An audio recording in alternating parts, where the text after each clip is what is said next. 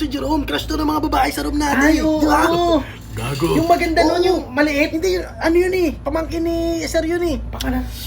Clara! Ayun, Clara. Oo, si Clara, di ba? Wala, nakatabi ko lang yun. Takina, ikaw nga si Rose, yung news natin, di ba? Kasabay mo lagi kumain. Oh, gago. Hindi, tayo. Gago. Hindi, magkatabi kasi bahay namin. Oh. Katabi gago, pati nga ito yung pinsan ni Jake, kasabay mo umuwi. O ano? Ayun! Gago, kasabay ko lang umuwi yun. Ano ba? Kasabay, ulol.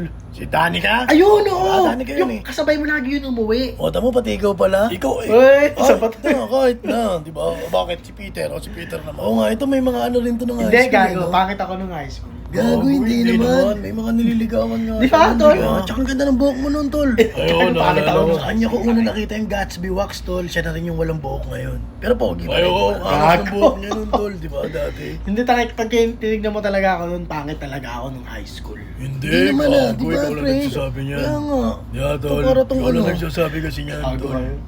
Hindi, tangik. Promise, pangit. Oo, Wala. alam namin. Hindi ka rin makaramdam eh, no? Ayaw lang namin saktan yung damdamin mo, pre. Kaya nga, ang kulit mo pa eh. Tatanggapin mo na lang eh, para matapos na eh, di ba? Alam mo naman yan eh. Di ba, Ang tol? hirap nga maganap ng papuri, tol, tungkol sa'yo. Ang hirap mag-isip, hindi ba kami naiintindihan? Ang kulit-kulit mo pa. Tama na yan, tama na, sige na.